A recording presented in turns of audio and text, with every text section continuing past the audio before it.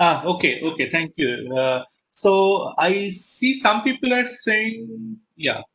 So those who have background, no problem. I just want to know how many people don't have any background. So I see one person saying. Other than this, I am assuming that. Okay, so let me go ahead and start my talk, and I will request the participants to please, let me know if, or I would request maybe Mr. Das or somebody who can monitor the chat, because while I'm presenting my screen, the chat will not be visible to me. So if you Sure, can sir. point out that somebody doesn't understand something, I can just stop and answer the question. Sure, sir. Sure, sir. Okay, so I will share the screen now, yeah, and then. So I hope my screen is now visible. It's visible, sir.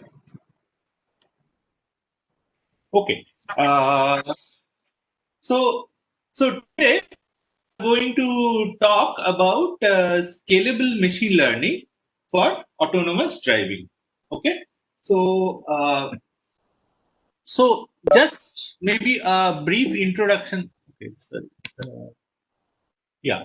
So before I go into autonomous driving, let me give a brief introduction on what is machine learning and what is autonomous driving all about. Okay. So and rather, why is machine learning useful for autonomous driving? Okay. So machine learning is a paradigm or a way of programming your computers such that instead of writing explicitly your programs, or explicitly giving instruction for every little detail that the program must do, you provide training data, or you provide information, okay, uh, for the program to itself learn some of the behavior. Okay, so this is the job of machine learning. Okay, so the way it does this job is it basically takes in an input data set, okay, input training data set. So a good example to look at here is the problem of classifying spam email. Okay, so suppose you have an email which you think is spam email. Okay, so suppose you can write a program which is able to look at the text of the email, okay, and then it is able to predict whether the email is a spam email or not. Okay, so there can be two approaches. One is that you manually study the spam emails and you figure out what are the characteristics. Okay, so you may think that spam emails tend to use the word free a lot. Okay, maybe spam emails tend to use gift, okay, or some such word.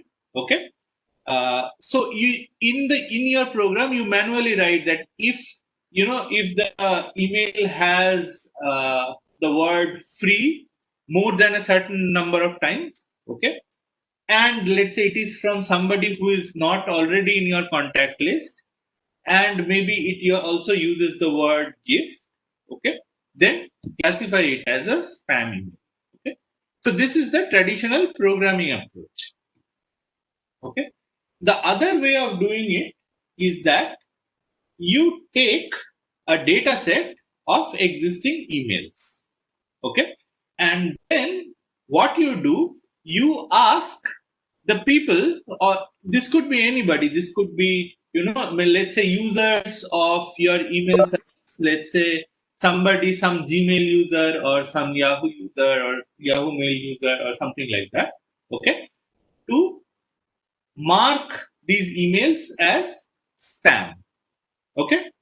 And then once you have some of these emails marked as spam, okay, you use a machine learning algorithm to take as input, the text of that email. So the algorithm will take as input the text of the email, which is also called features, okay, and then it will output whether this email is a spam or not, okay. And such a system can be trained using what is called a reward mechanism or a loss function, okay.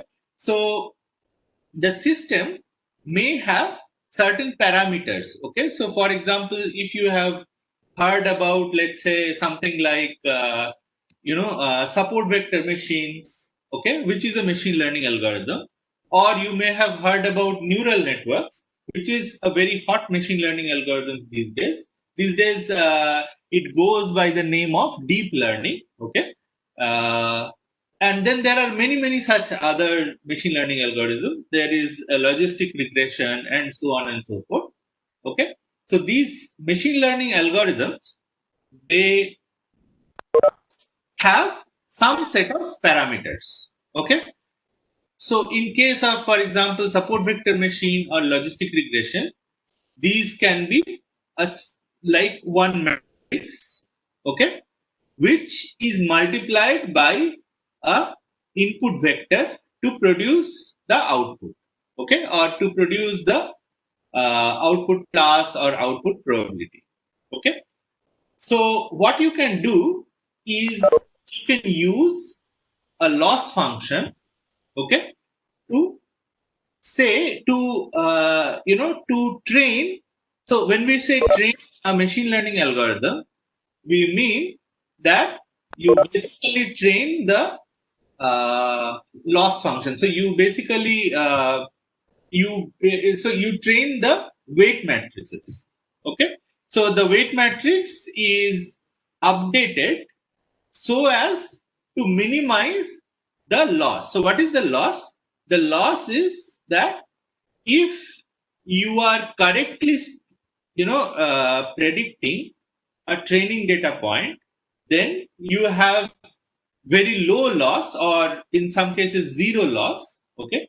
If you are predicting a training data point wrongly, then you have a very high loss, okay. And then you have many such training data points. You add up the loss over all your training data points, okay, and then you sort of try to predict. You try to learn the appropriate parameters, okay, which you will use to predict the um, so you will use it to predict the label, which in the application that we described previously is whether an email is spam or not, okay. So now let us come to our application, okay. So our application is autonomous driving. So it is a very hot application now, okay. So and people are there is a large amount of promise that people are making on this application, okay. So this has many advantages. So one advantage is that it will take the driving stress away from drivers, okay. So you see there are different kinds of drivers. So for example, there are people who are using their vehicles for their personal purposes, okay. So every day morning they are going to their office in their vehicle in the traffic, okay, in the urban scenario, okay. So this is a very common use of cars, okay. Now, most of the times people are just maybe stuck in a bumper to bumper traffic, okay, or maybe they are they are stopping at a signal, and then, or sometimes they are just driving with a car just in front of them. Okay, so these are some of the normal scenarios. Okay, so for each of these scenarios, okay, what autonomous driving aims to do at the very least, so there are multiple levels of autonomous driving, level 1 till level 5. So at the very least, okay, what autonomous driving tries to do is it will allow the user to relax a little bit, okay, and maybe the vehicle to take some decisions. So when to stop, if the vehicle in front of you starts moving, maybe your vehicle will also start moving, okay. So it takes the stress out of the driver, okay. So this is at least the basic application, and there are much advanced and ambitious applications like fully autonomous driving. So that is level 5 autonomous driving, where the vehicle is so intelligent that if you give it a starting point and a end point, it has all the maps and everything inside it, and it can find a route through the map, okay, and then it can take all the driving decisions. So you don't have to do anything, you just have to sit in the car as though you are having another driver, okay. You just have to sit in the car, and the vehicle will take you from your starting point to your ending point all by itself, okay. So we have achieved varying levels of autonomous driving, okay, but the question is, what has machine learning or AI got to do with autonomous driving, okay. So like, for those of you who know about machine learning, you may be knowing many applications of machine learning. Okay, so some of the very common applications of machine learning include, let's say, for example, face recognition. Okay, so nowadays you can see, if you pick up your mobile phone or your laptop for that matter, which has a camera. Okay, you don't have to type your password. It can authenticate you based on your face. So initially you just have to say that this is what my face looks, and every time you pick up the phone and point it to your face, or you open your laptop, okay, uh, it can authenticate you, okay. So this is one of the maybe earliest applications of machine learning, okay. uh, then there are many recent applications you may have seen, like something like Google Translate. Okay, so if you write a sentence in, for example, English, it can translate it to French. Okay, nowadays even in Indian languages they work reasonably well. Okay, that is again another application of machine learning. Okay, you are speaking. Your computer nowadays can speak. Okay, so if you type something, it can speak that thing out, and the vice versa. If you speak, okay, the computer can understand what you are speaking. Okay, so the first one is called speech synthesis, and the second one is called speech recognition. Okay, both of these use machine learning. Okay, and most of these applications nowadays use what is called deep learning models, or some kind of neural network model. Okay. So what is common to these applications and autonomous driving?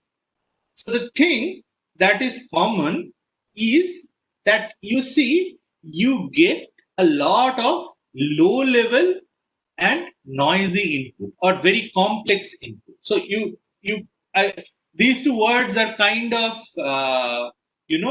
for machine learning person, these two words are kind of similar, because what happens is that your input has a lot of unnecessary things, okay, which may change.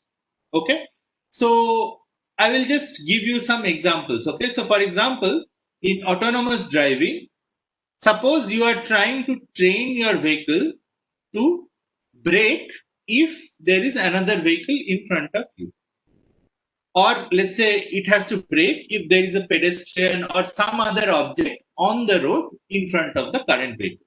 Okay, so how will this? How will you train this? So you will take a picture of the road ahead. Okay, maybe you will take two pictures from two different cameras mounted in your vehicle. Okay, and then you will try to gauge how much is the distance. Is there an object first of all in front of you, or is it just the road? Okay, and then if there is an object, what is the distance between your vehicle and the object that is there in front of you? Okay, now there may be so many other things in the picture. So there may be a tree which is there beside the road. Okay, there may be a pedestrian who is standing on the on the footpath or walking on the footpath. Okay, there may be some buildings in the background. Okay, there may be some weather pattern. So there may be the shadow of a tree on the road. Okay, okay, there may be rain, there may be raindrops. Okay, there may be so many things. Okay, what you are interested in is filtering out the object that is there in front of you on the road, and then how far is it from you. Okay, maybe another thing you can try to figure out is how fast is it moving.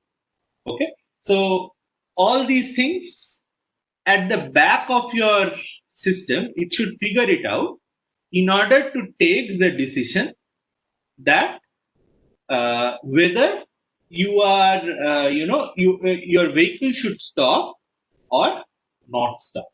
Okay. Similarly, you take every other application. So I will just take the spam filtering application. You see, in addition to the spam words or the words which basically convey to you that a particular email is spam, there may be so many other words or so many other sentences in the email which are deliberately inserted in that email to make it look like a normal email. Okay, so your task is to ignore all these low level inputs.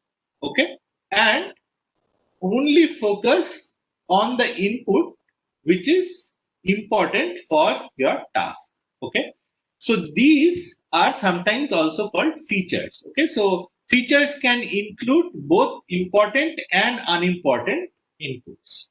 Okay, now the machine learning model, what it does essentially is it learns to find out a relationship or a function mapping between your input, okay, and your output, in the scenario that your input will have a lot of extra information and a lot of noisy information. Okay, so this is why all these kind of applications that I have just described, okay, for these applications people use machine learning. Okay, so with that background, let us now go into what we are, the topic of discussion here, which is scalable autonomous driving. Okay. Okay. So now, what is the problem of scalable autonomous driving? Okay. So as I mentioned earlier, okay, that you have to provide a lot of training data to a machine learning algorithm. Okay, so this is the era of big data. So you can collect a lot of data. Okay, maybe you can store and also process a lot of data. Okay, but your storage or processing of data is very, very expensive. Okay, so it is expensive in terms of the compute resources that you have to use. Okay, so for example, so this slide is actually from a few years back. I think this is 2010 data. Okay, but you can think here that so, for example, Waymo is a company which is now it has been acquired by Google. Okay, and it is a company which trains autonomous driving vehicles.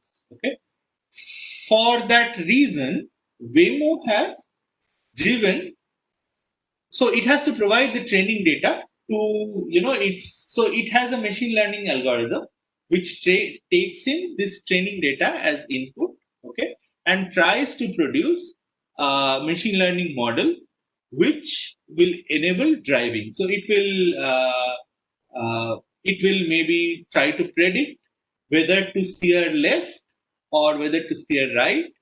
If it has to steer to the left, by how much should it steer to the left?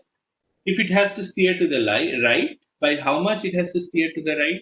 Okay, and then it may have to predict whether your vehicle wants to accelerate. If it wants to accelerate, by how much does it want to accelerate, or does it want to brake, and how fast does it want to brake? So these are the things that your machine learning model may want to predict. Okay, so uh, so these prediction models, okay, are trained on the training data. And how does Waymo get these training data? So what they do is they have many cars, okay, and they are driving.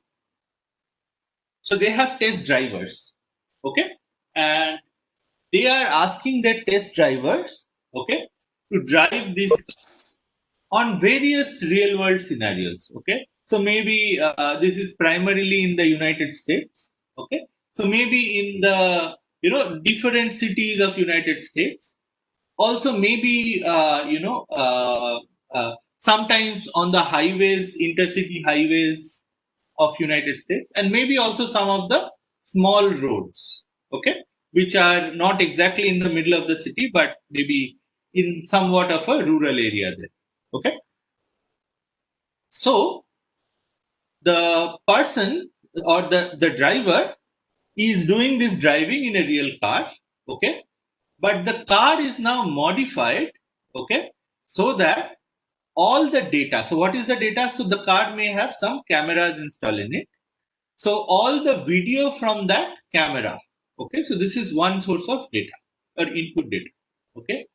Then the steering may have some sensors which is recording how much is the driver tilting its steering. So is it tilting its steering by maybe 20 degree, 30 degree? How much is it tilting its steering to the left or to the right? Okay, then it is noting down how much is it pressing the accelerator or pressing the brakes. Okay, so all this input along with the video, okay, of the situation, maybe the road ahead, and also maybe there are typically these vehicles have up to 8 cameras. Okay, so maybe 3 facing forward, 2 facing to the sides, and maybe 2 more facing backward, and so on and so forth. Okay, things like this. So all the videos from all these cameras is being recorded. Okay, and till 2018, just this company Waymo, they claimed that they have driven 5 billion miles in the simulation. Okay. Now you can think that it depends on the sampling rate, that how much data will it generate. Okay, but it is there is some figure which says that it generates about 750 megabytes per second. Okay, so just to compare, one image is maybe at the max 5 or maybe 10 megabytes, not more than that. Okay, so an image you take from your camera is 5 or 10 megabytes. Okay, so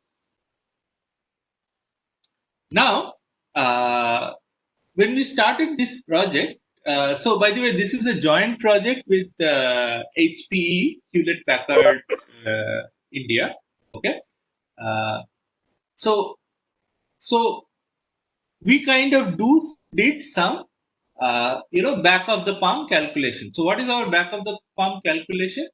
That roughly speaking, we are generating about 1 terabyte per hour. Okay, so this is for 1440 megabits per second. Okay, and then this is at 30 frames per second. So the calculation is there. So let's say you are taking 2 megapixel images with 24 bits per pixel, and then you are taking 30 frames per second. Okay, now you are using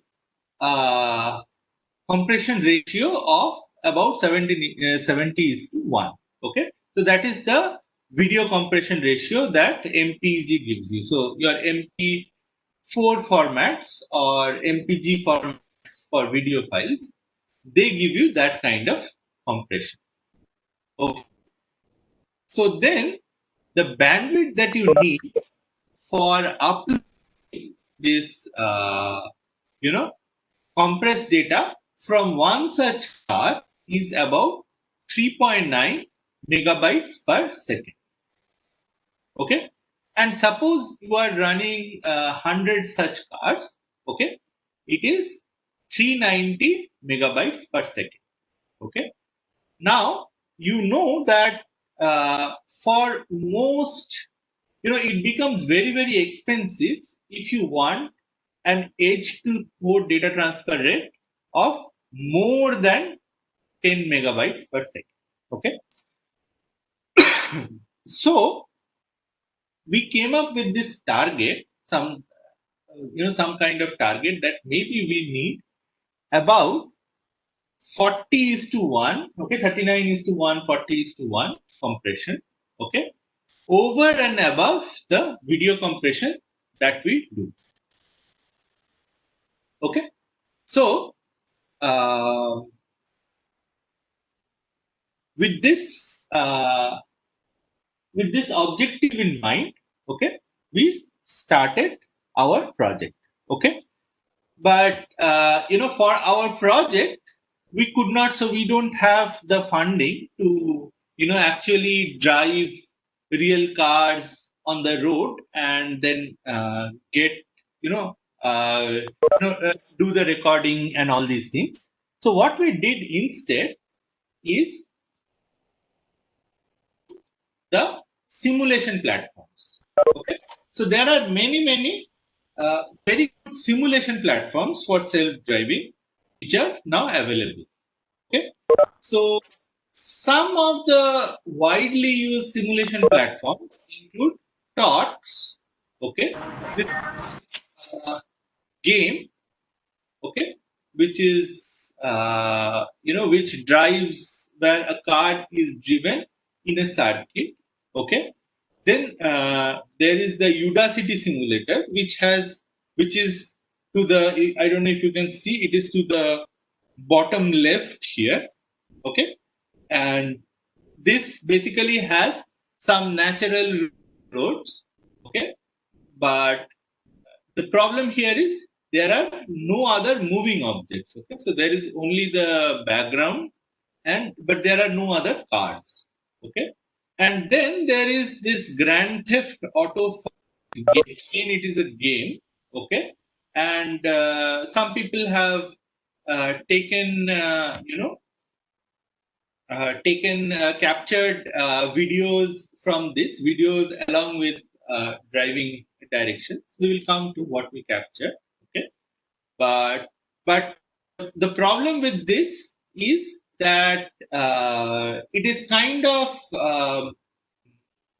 so there are no traffic rules. Okay, so it is more of a game situation, and the other moving objects, okay, they don't follow the traffic rules. Okay, this is a bit unrealistic for us. Okay, so Yes, so I just described this.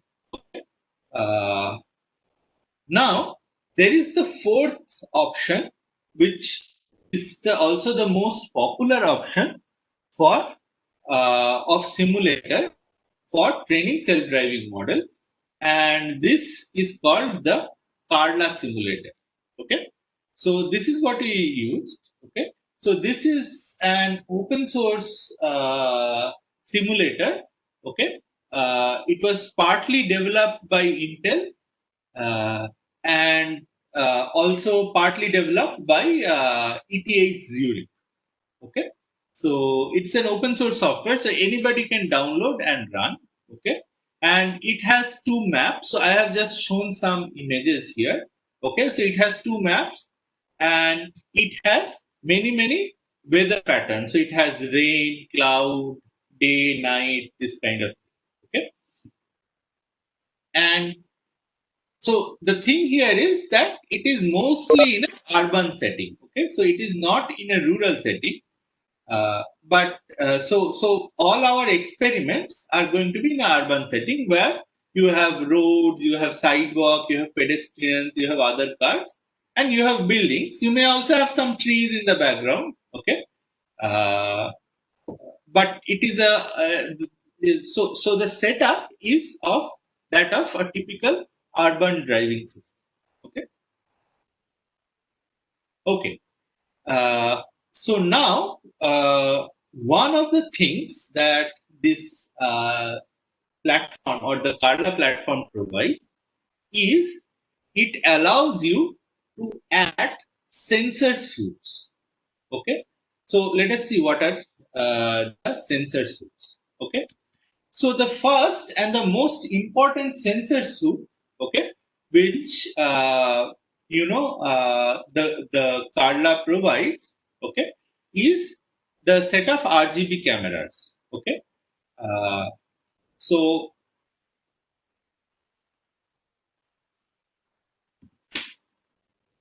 so you can mount, okay, up to I think 3 cameras in the front. Okay, so I'm just showing some camera image here on the right that is taken by our Carla simulator. Okay, and yeah, so you can basically take images of the front, right, and left. Okay, so this is one of the sensors. So one of the sensors is RGB camera. Okay, and you can record videos from all of these RGB cameras. Okay, additionally, okay, they give two more types of sensors. Okay, one is the depth map sensor. So the for the same image, this black and white image, okay, is the depth map. Okay, where kind of the blackness of the image means that that particular pixel is very close to the camera, and as it becomes more and more white, okay, that means that that particular pixel is very far away from the camera. Okay, so that is what the depth map is encoding. Okay, how far a particular pixel is from the camera. Okay, additionally, there is another sensor which is the semantic segmentation sensor. So what does the semantic segmentation sensor do? It marks every pixel of the camera with the object that it is representing. Okay. So for example, you can see the color image here, okay, inside the frame, okay, where the purple portion is the road, okay. The yellow portions are the center line markings, okay. Then there is the gray portion here, which is houses, okay. Then there is this, this violet or purple, whatever you want to call it, but I think violet portion, which is the fences, right? So the fences, okay. And I think it is also marking the sidewalk in a different color. You can see that the road color and the sidewalk color are a bit different. Okay. So it is marking all these things, and it is also marking, you can see the lamp posts here. Okay. And it can also mark other cars and pedestrians. So this particular image doesn't show, but it can also give those information. It can give information about tree, traffic sign, and all these things. Okay. Okay. Yeah. So this is like the uh, demo video. I don't know will it work. Yeah. But also have a demo video which I can maybe share later if the need be. But you can see like, so the center is the front center camera. This left is the front left camera, and right is the front right camera. And here in the bottom left is the map of the position. And I will come to what these affordances are, but essentially the car can just drive here. Okay. Okay. So now that I have showed the setup, okay, now we go into the research problem, first research problem rather, that we undertook, which is frame subset selection for the semantic segmentation problem. Okay, so let us see what is the semantic segmentation problem. Okay, so you have already seen that for any image, okay, uh, the image has pixels, and these pixels are part of a certain object. Okay, so what you can do is, for the image itself, okay, you can mark the pixel with certain objects. So for example, this is a rural pixel where there are two cows. Okay, there is a lawn or a field in the background. Okay, there are some trees in the background, and there is some sky in the background. Okay, and the corresponding semantically segmented image is shown here. So the cows are shown in brown. Okay, the trees are shown in pink. Okay, the ground is shown in green, and the sky is shown in blue.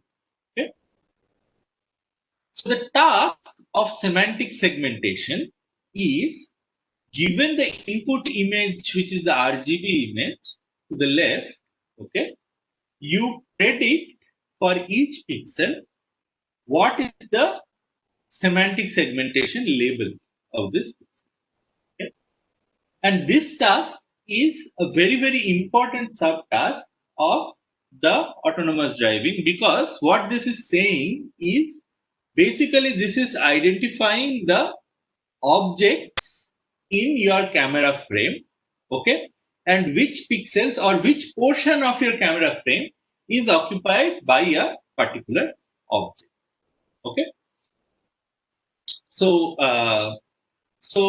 and typically, as you can understand, there is a lot of noise again. So you can see that what you have to predict is whether a particular pixel is a cow or not. But here, what it is predicting, so if you see the pixels in this image, okay, some of the pixels are black, okay, because the cow has some black skin, and then some of the portions are white because the cow has some white skin, okay, and so on and so forth. So and then it's easy, and there may be other black pixels, so it's not easy. So there is a lot of noise. Okay, so you have to really learn to figure out which pixels belong to the cow. Okay, and so what people do is they use a neural network.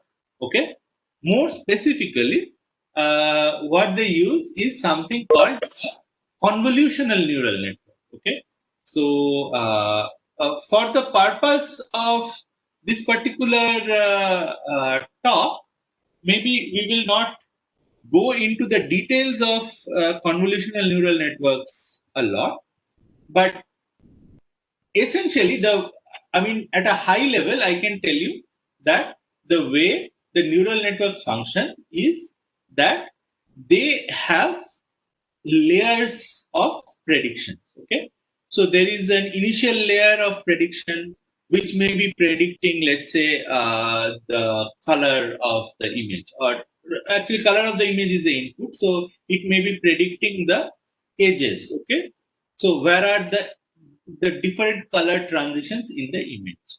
Okay, then next, maybe another layer will be predicting the intersections of the edges. Okay. So where are these edges meeting each other? Okay. So there are many lines or curved lines which are doing color transition. Okay.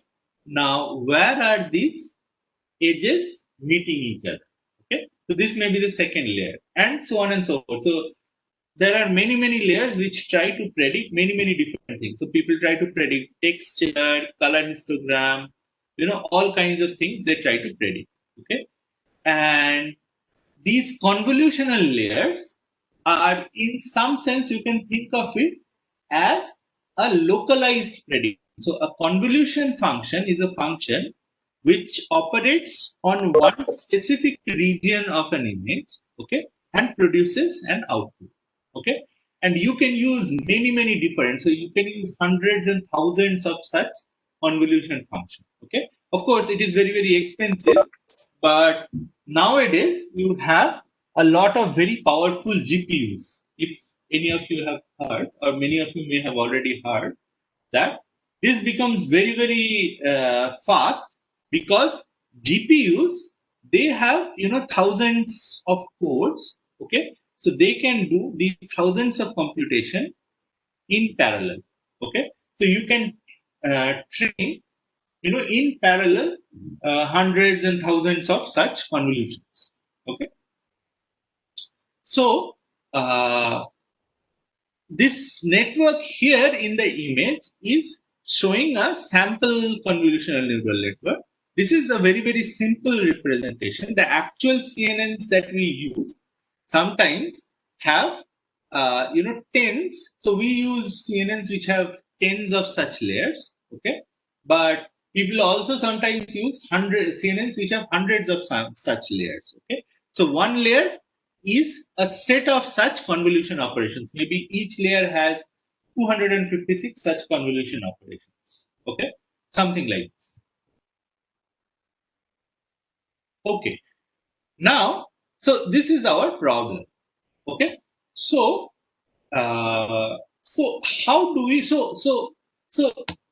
so our problem is to do the semantic segmentation. Okay, now in order to do semantic segmentation, we need training data, and our problem is to select training data such that your how should I put it? So such that you will do training only on the selected subset of data. Okay, and that will be very similar to, or at least as good as, training on the entire data. So you remember I told you this statistics, okay, that we need to compress it by maybe about 1 in every 40. So on an average, so we are, let's say, recording 30 frames per second. Okay, so every second we are recording 30 frames. Okay, so this is the normal typical video record rate. Okay, now what you can do, I mean, basically you want to come up with a system which will maybe process 1 frame per second, but it is not uniform.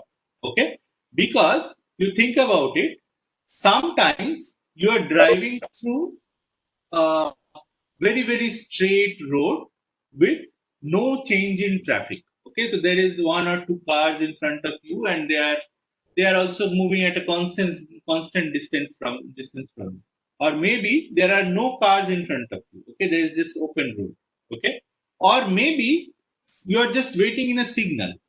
Okay, so there is not much change. The car in front of you is also waiting for the signal to become red. Okay, so and this may happen for minutes together. Okay, so you want to maybe skip almost all the frames in those few minutes. So maybe in those 5 minutes, which is 5 into 60 seconds, okay, you may want to keep only maybe 30 frames, or not even 30 frames. Maybe you want to keep only 3 frames, okay, 3 or 4 frames, or maybe 5 frames, okay, 1 frame per minute, okay.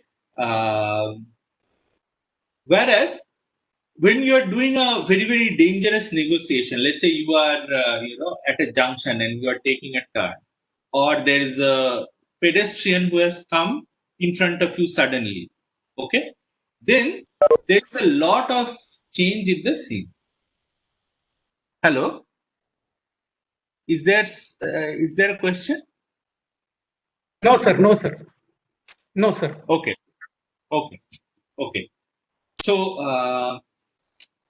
yeah. So let's say there is a very little change in the very drastic change in the scene. Okay. There you may want to store all 30 frames per second. Okay. So it is not in a uniform manner that you want to do a frame selection. Okay. So that is the problem of frame subset selection, that which frames should you choose for your training. Okay. Now this has been also addressed in other contexts. So one of the contexts it has been addressed is surveillance video. Okay, so how do you compress surveillance video? So most of the time, again, you see in your surveillance cameras, okay, nothing is happening. Okay, things are pretty normal. Okay, but sometimes there is somebody trying to break something, or somebody trying to steal something. Okay, so those portions you may want to store in very high resolution. You want to store all the frames. Okay, whereas if nothing is happening, you may store, you may skip all the frames. Okay, and one of the popular methods for doing this is what is called this Godek algorithm. So what does the Godek algorithm do? The Godek algorithm. So now I want to go into a little bit of the details of how videos are stored. Okay, so videos, you can think of videos in this particular scenario as a matrix, okay, whose columns are frames of the video. Okay, so your frame is itself a matrix, but somehow you have represented it as one single vector. Okay, so you can use some kind of a stack. You can stack the rows one after the other to represent it as a vector, and then each column is a frame corresponding to a different time step. Okay, so these frames go one after the other. Okay, now what this Godek algorithm does is it takes this video, which is in the form of a matrix of stack of frames, okay, and it decomposes this video into two sort of subsets. Okay, one is a low rank subset and other is a sparse subset. Okay, so the low rank subset is typically the portion, okay, of the frames, okay, which is constant across time. So in some sense, you can think of the low rank as the background. Okay. Okay, so there are a few background frames, maybe few different background frames. Okay. That is why the rank of this matrix will be low, because when does the rank of a matrix become low? When some of the columns are very similar to each other. Hence, this is a low rank matrix. Now, there is another one which is a sparse matrix. So, what is a sparse matrix? Sparse matrix is that your most of the entries in your matrix is 0. Okay, but some of the entries, but the rank itself is may not be low. Okay, so there will be very few entries which are non-zero. Okay, so this is the sparse component. So now this is the foreground portion, because first of all, it is a very small portion of the image. Okay, So if you see any particular video, only a small portion of the image will be changing. Rest of it is all background.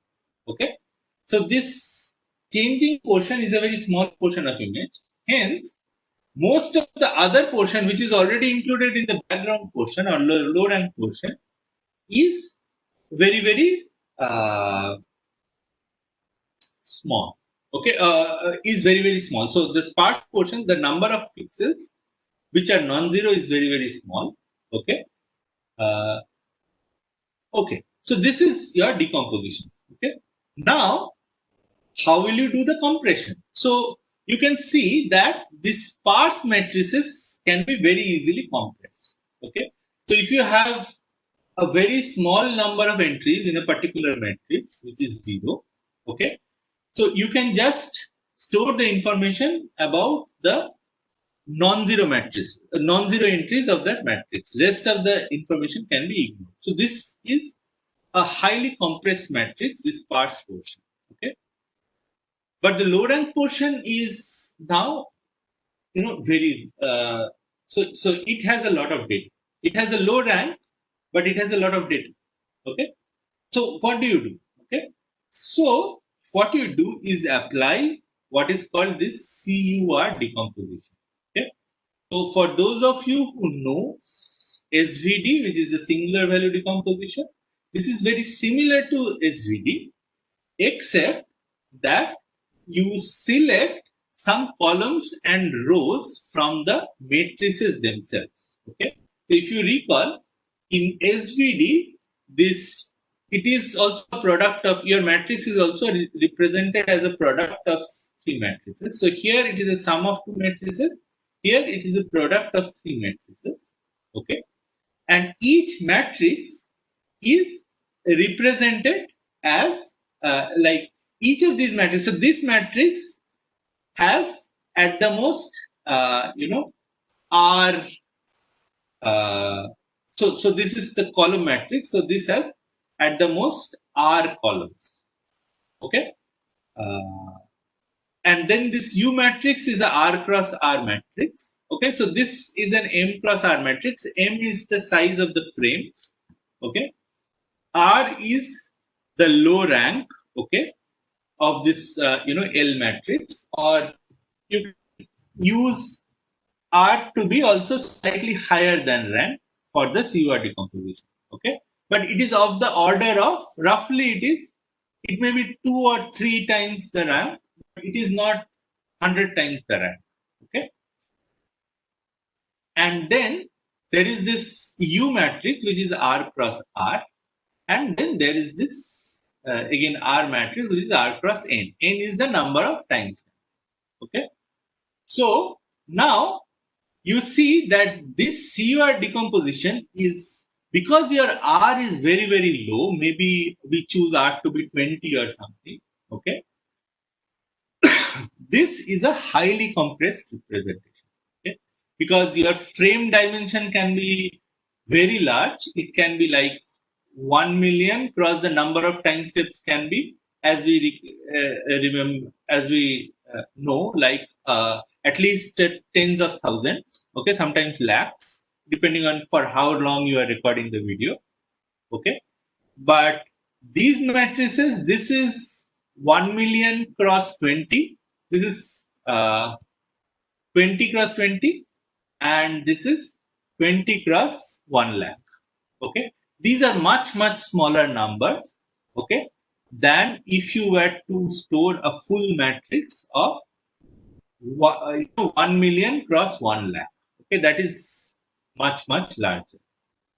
So this is how the compression happens. Now, where is the selection here? Where is the frame selection happening here?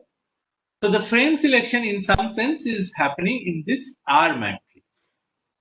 Okay, because this R matrix is basically this R, which is the rank cross N. Okay, so for each time step, okay, there are about R many of the things selected. Okay, okay. So so we use this method. Okay, and we get some reduction. Okay, so we get this reconstruction error of around 0.35%. Okay, uh, and for a like 9 is to 1 reduction. Okay, but if we reduce the thing to further, so if we go to 17 is to 1, then this is very bad idea. Okay, so this the error increases a lot. Okay, uh, as you can see here. Okay, so sorry, it's the other way around. Okay, it's yeah. So it's 100 is to 2. Okay, so this is 100 is to 9. So this is 11x reduction. Okay, so 100 is to 9 reduction. So yeah, so if you do like 100 is to 2, which is like 50 is to 1 reduction, then the error is very high. Okay. Okay. Now, and there are other problems. Okay, so it is not very scalable. Okay. So we go into our formulation, which is the online frame subset selection. Okay, so what is the formulation? The formulation is that you have a cumulative set of frames. So as you are moving through time, so at any point in time t, you have some cumulative set of frames which you have already seen. So this is the video that you have already seen. So these are all present in CT. Okay, and you have this incoming set of frame, which is xt. Okay, so you have this incoming set of xt frames, and together you form the next cumulative set of frames. Okay, which is this ct plus 1. Okay, so this is the ct plus 1. Okay, now what we want to do is we want to select a subset of xt frames. So this is the incremental or online subset selection part. Okay, so what are we saying? We are saying that we are selecting a incremental subset of frames, which we call this XSBT. Okay, and we have this RT, which is the set of representative subset of frames, which we have already selected in the previous time steps. Okay, so we have used the same method in the previous time steps to select this RT, which is a subset of this CT, which is a representative set of frame subsets. Okay, now we get the next set of representative frame subsets by adding these frames, newly selected frames, which is XSB T to RT. Okay, so this is how. So our task is to calculate this RT for every time step, or rather, instead of saying every time step, every, let's say, 100 time steps, so that you have an initial. So XT has a certain number of frames. So maybe you do this once every minute. Okay, so then and if you're choosing 30 frames per second, then it has 30 into 60 frames, which is about 18,000 frames in XT. So you select a subset of these 18,000 or 1800 frames in this XBS. So you may select 100 out of these 1800 frames, or if you want a 40%, 40:1 compression, which we are aiming for, then you select something like 50. Okay, so 50 frames per minute. Okay, so this is our problem. Okay, now how do we do this selection? Okay, so our formulation, what it does, it basically takes in lot of different features. Okay, so here we have just shown 4 features. These are well-known features in the computer vision literature, so don't worry if you don't know any of these, but I will not go into detail due to lack of time, but I will just explain these features. Okay. So these features are basically SIFT, which is a perceptual similarity feature between two different frames. Okay. Then there is the loss, so the semantic segmentation loss, which says how much error is my model making for semantic segmentation, okay, in the current frame. Okay. So how good, am I able to do with the current frame? Then there is the distinctiveness, okay, so which is saying that how different are the activations in the current frame from the activations in the other frames, okay. And then there is the uncertainty, which basically computes that how much is my model confident of prediction in the current frame. Okay, so these are the things. Okay, now you see L is the loss, D is the distinctiveness, and U is the uncertainty. So these are what we call the point-wise metrics. Okay, so these are for the ith frame. Okay, and this Dij is the shift distance. Okay, so this is the pairwise metric or distance between two different frames. Okay, now we are going to so this is our formulation that we solve, for selecting the frame subset. So how do we select?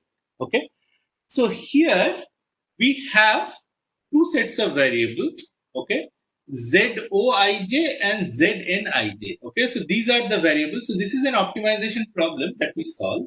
Okay, this is a convex optimization problem that we solve.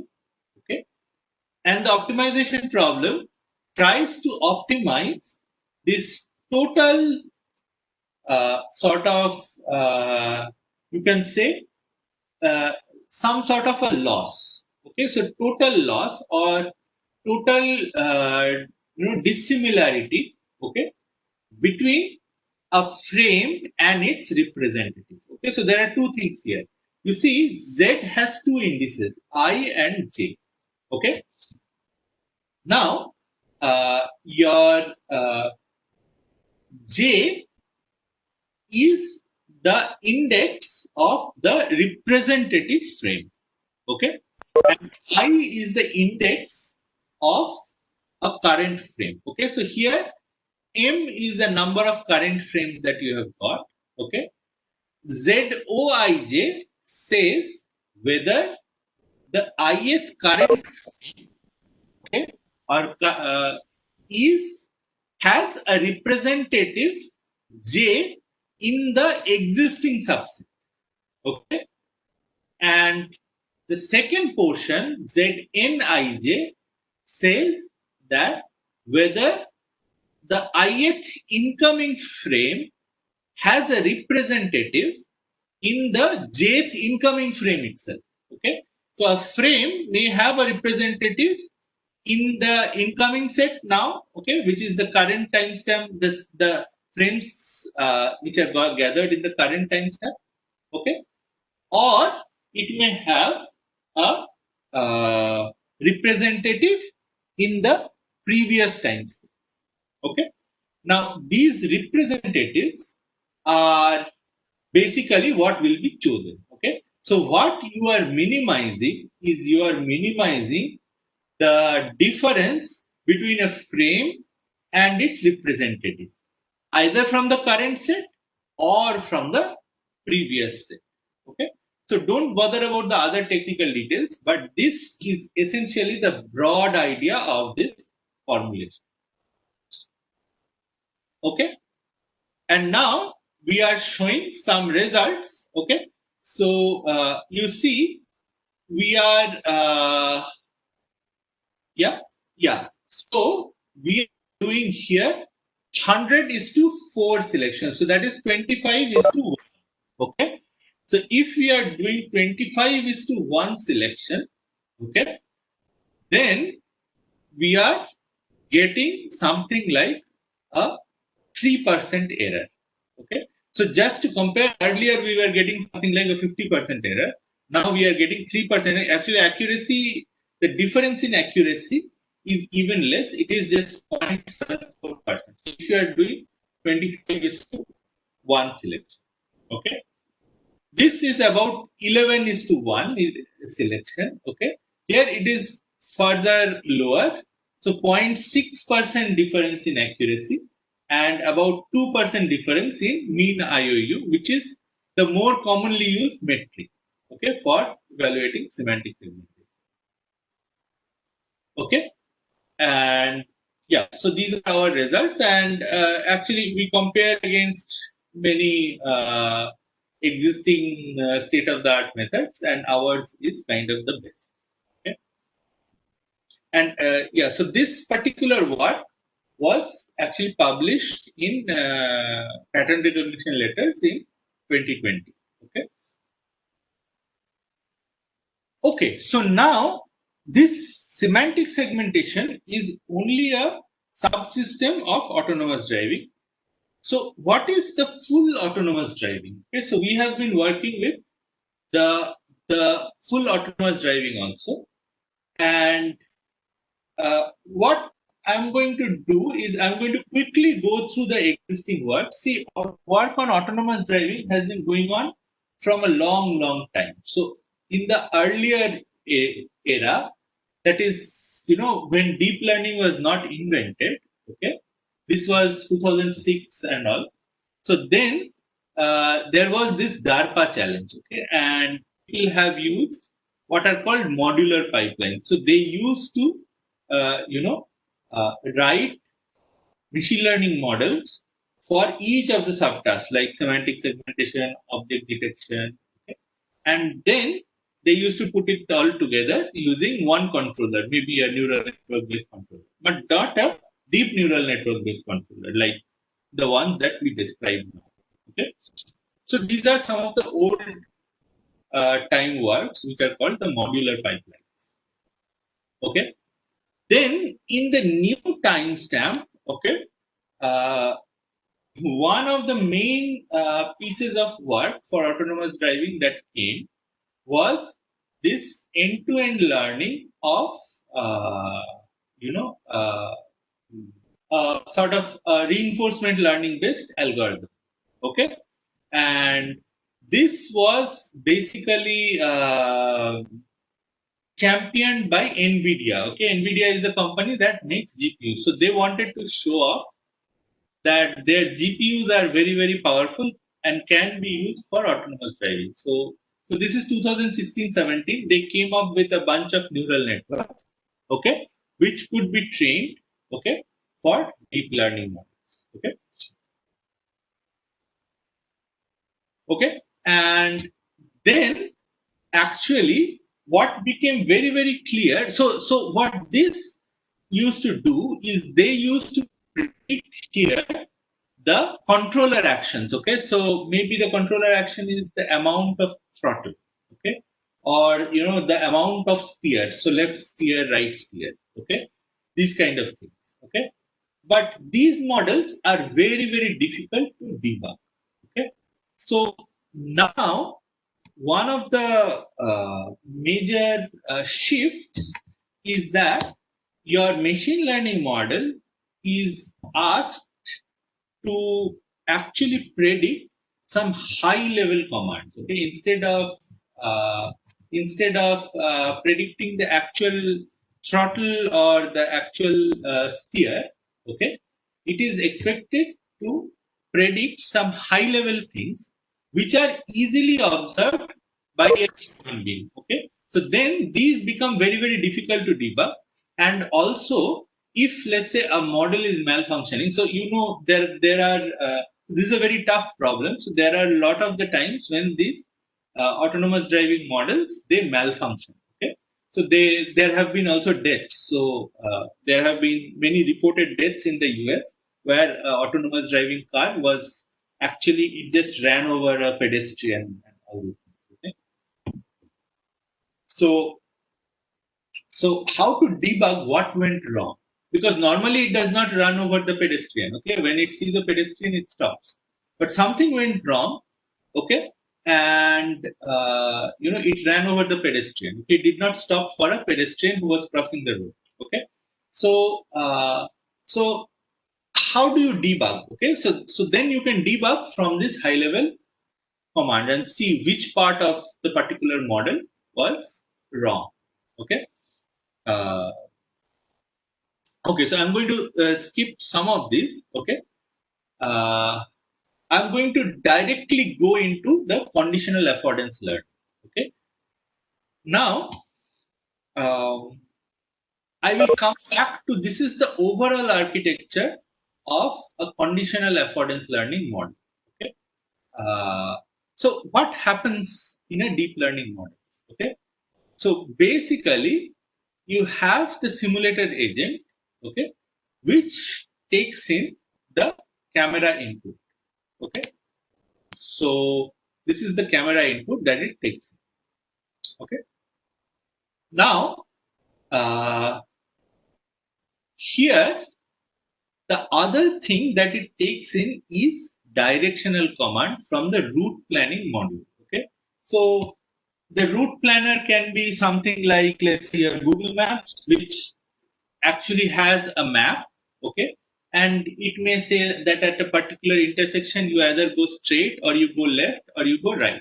Okay. So this is the route planning module. Okay. And basically this can also be given by the user. So user may say that, from this intersection take left, from the next intersection take right, and this kind of thing. Okay, so these are very, very high level commands. Okay. Now, then there is this neural network model, which is the core of the self-driving model. And this predicts what is called the affordances. So we will come to, so the affordances are the main high level things which needs to be predicted. Okay. And once the affordances are there, there can be a control module, which is again it is not a trained module, it is a control theory based module, which can actually predict the steer and the throttle and brake. So this portion need not be debugged, okay, because this portion is a constant piece of software which has already been developed. Okay. So if the affordances are given as input to this second portion, okay, then it can generate the steer, throttle, and the brake. Okay. I'm going to skip over the route planning module in the interest of time. Okay. Now these are the affordances. So what are the affordances that we predict? Okay. So affordances are, one is hazard stuff. Hazard stuff means is there a pedestrian who has come? Okay. Or is there a vehicle in front of you which has suddenly, pushed the brake? Okay. So this is the hazard stop. Okay. Hazard stop is true when you have to suddenly do a stop. Okay. Now you have the traffic light. Okay. So traffic light, you can understand. So you have to predict whether there is a red light or there is a green light or what is it, or there is no traffic light at all. Okay. In which case it is as good as green light. Okay. Then you have to predict what is the speed sign. So this has to do with the speed limit. So if there is a speed sign, then you have to predict what is the maximum speed you can go in the current route. Okay. So these are some of the discrete affordances. Okay. Then there are some of the continuous affordances, which are the distance to the vehicle in front. Okay. So distance to vehicle also, So basically, it will try to predict what is the distance of your vehicle to the vehicle in front. Okay. And then there is two conditional continuous affordances. Conditional means that this is conditioned on the directional input. Okay. So it depends on the directional input. And these conditional inputs are, you have to predict the relative angle to the center line. So your road at any point in time will have a center line direction. Okay. So this is the direction in which the road is going. Okay. So you have to predict how much should your vehicle be, what should be the angle between your vehicle and the center line. So for example, if you have to change the lane of the vehicle, okay, so you may have like maybe a 5-degree angle between the center line and the road. But if you have to take a left turn, then maybe you should have a 30-degree angle. Okay. So how much relative angle should you have? Okay. This is one. And the other one is distance to center line. Okay. So how close should you be to the center line of the road? Okay. So suppose you are driving in a 2-lane road. Okay. So you should be very close to the center line. Okay. So your distance to the center line should be maybe the width of the vehicle. Okay. Whereas if you are driving in a, let's say, 4-lane road or 6-lane road, and the center line is, I'm assuming that it is the divider, okay, then you have to also take into account that which lane you are driving in. Okay. So for the setting that we are considering, we consider only 2-lane road. Okay. So but you have to predict the distance to the center line, and if you are taking a turn or doing something, then your distance to the center line has to change. Okay. So these are the things, these are the affordances. Okay. And basically, this slide, okay, kind of explains how we get these affordances from the simulator. Okay. So in the interest of time, I'm going to just skip it. Okay. But there is a lot of system building, as you can understand. You have to do a lot of calculation in order to do the central, do the ground to the affordance calculation. Okay. Now the second part of the model is this neural network model. Okay, like we discussed. So it takes these image features. Okay. So we use what is called a VGG network here. So it's a 19-layer deep convolutional network. Okay, it is quite widely used in computer vision. It is not the most state of the art, but it is very close to the state of the art. Okay, so it is one of the very popular models. Okay, and it is also very versatile. So it is a very general model. Okay, and then you sort of have this memory. Okay, so you have these feature extractors for the past n frames that you have captured. Yes, hello. Yes, there is a question.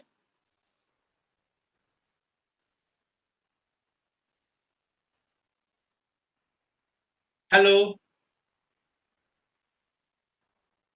Sir, please tell me, sir. Hello. Yeah, was there a question? No, sir. No, sir. Okay. Yeah. Yeah, so we are nearing the end of our talk, so I will finish in another maybe 5 minutes or so, and then we can also have questions. Okay, so so this is the architecture. Okay, so and then once you have this memory, you sort of, these task blocks are basically neural networks. So there are 6 affordances. Okay, so we need 6 different neural networks to predict all these 6 affordances. Okay, and then you can do the control with the controller. Okay, so this controller is not learned, but this is there's a PID controller which is already there in the system. Okay, so we can just use those controllers. Again, this is the logic of controller, so I am not going to go into this. Okay. Okay. So how good are we doing with our selection algorithm using this particular model? Okay. So what we did is 5:1. Okay. And then, okay, so this column is the affordance prediction accuracy. So for the continuous affordances, we are measuring the accuracy. and for the discrete affordances, we are measuring the mean absolute error. Okay, and you can see the difference that if we use a 5:1, for the continuous affordances, there is not much reduction. The main reduction comes for this relative angle. Okay. Now this, I'm sorry. So this is the baseline result. So this is just using keyframes. Now what are keyframes? Very quickly, keyframes are the frames given by the selected by the video encoding algorithm. So video encoding, this MPG kind of encoders, they have what is called a keyframe, which is a frame where the video has changed a lot. Okay, and so they store the entire frame and then they go ahead. Or so this is using just keyframes. Okay. Okay. I'm going to skip this Calvin timestamp for the time being. Okay. Okay. And yeah. So you see, with the same keyframes, so this is a slightly different model, Calvin timestamp, which basically takes the the dropped frames into account. Okay, and then this we reduce slightly the we slightly reduce uh, the error in relative angle prediction. So just to give you a feel, this relative angle and center line distance are the most important ones, and more so importantly is relative angle. Okay, relative angle is the thing which is most important to predict correctly. Okay, for a proper driving.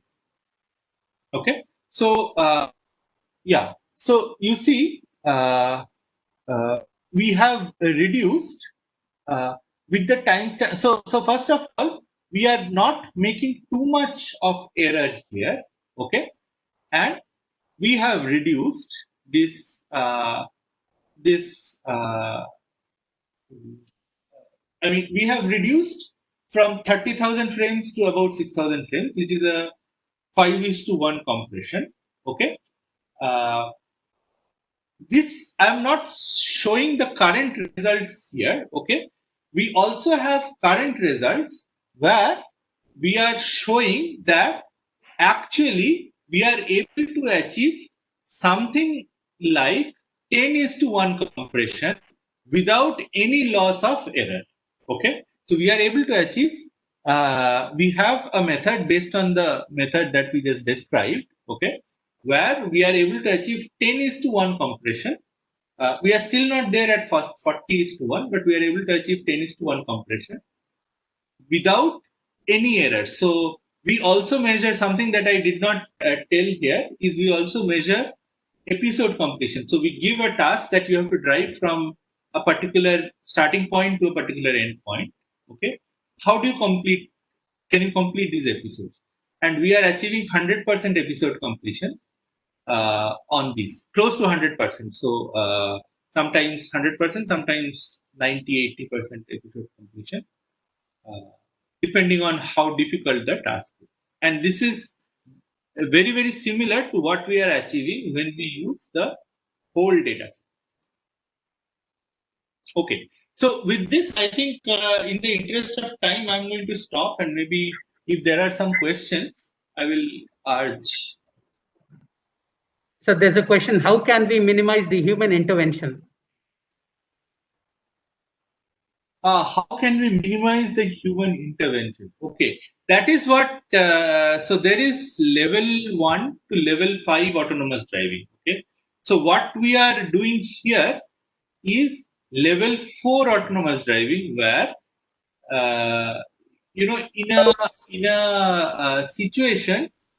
Let me go to the levels of autonomous driving. Level 2 is what is called ADAS, okay, Advanced Driver Assistance System. So these include something like your lane keeping, okay, emergency braking, okay. There is another thing called radar adaptive cruise control, so it can stop. So there is a lot of. So this is basically level 1, level 2 autonomous driving, where there is a lot of human interaction. Okay, level 3 and level 4, okay, the difference is that the human is there, okay, but the human is not doing anything. So, for example, in our case, what we are doing is that we are taking these waypoints as the input, or this waypoints is one way of taking input. You can also take the driving directions. Okay, so you can say that in from this point you go left, right, and so on and so forth. So once this driving direction is given as input, okay, it can it can just drive itself. So human does not need to do anything else. Okay, if it makes a mistake, it will recover from the mistake. If there is a sudden situation, somebody is coming in, or the car in front of it breaks, okay, it will recover. It will brake first of all, stop, and then it will recover from the situation and it will go. Okay, so that is the level 4. And level 5, which till now nobody, actually level 4 also nobody has comprehensively achieved. Okay, some of these Tesla and Mercedes, they claim to have achieved level 4, uh, but level 5 nobody has achieved. And level 5 is that basically you don't need to have even the steering, or you don't need to have any user controls in the car. So the car is so confident of driving autonomously that it can drive. So there's another question. Will it help in driverless cars without accidents? See, will it help in driverless cars without accidents? So I'm not understanding the question properly. I think what the person is asking probably is that if we use driverless cars, will the number of accidents reduce? Okay, so if that is the question, okay, the claim is that yes, on an average it will reduce, because computers, once they learn to do something correctly, they typically do it much more without, they are less error prone than human beings. And the data also suggests that per kilometer of driving, okay, the autonomous cars have met with much less number of accidents than the humans. So there's another question. Is there a possibility of hacking automated cars? Yes, that is a very good question. So we actually have another work in that line. Yes, it is. It is possible to hack automated cars, and that is that is a big concern. And there are multiple levels at which people are. This has to be tackled, and this is tackled. So one level, not in this context, but in general, any machine learning model can be hacked using what is called a Trojan attack. Okay, so you can put in a sort of a sub model inside a machine learning model, which is hidden, okay, and which is triggered by some special input. Okay, so I can tell you how to do this. So for example, what you can do is I can sell you a autonomous driving car, okay, where in test conditions, so I will set up the test conditions such that it will drive perfectly. Okay, so for most real life, whenever you drive on the road also, it will drive perfectly. Okay, for most real life conditions. Okay, but then suppose there is a particular symbol which is present in the camera frame. Okay, this symbol is a very, very specific symbol. Okay, so maybe some very specific, let's say QR code or some symbol. Okay, if that symbol is present, then the machine learning algorithm will detect that symbol, and then maybe it will send the signal that speed up the car. Okay, so this is called the Trojan based. So why Trojan? Trojan because comes from the Trojan horse, that there is the virus is already there in your car. Okay, but normally it does not do anything. It just drives normally. Okay. When it sees that particular symbol, then it activates and it creates a problem. Okay. This is one way. This is the biggest problem now. Okay. So there are other ways of hacking. So for example, if the autonomous car is, let's say, also a connected car. Okay. So it is, let's say, taking in input from the network. Okay. Like from the internet or something. Okay. It is connected to the internet. In that case, it is possible to hack the car over the internet.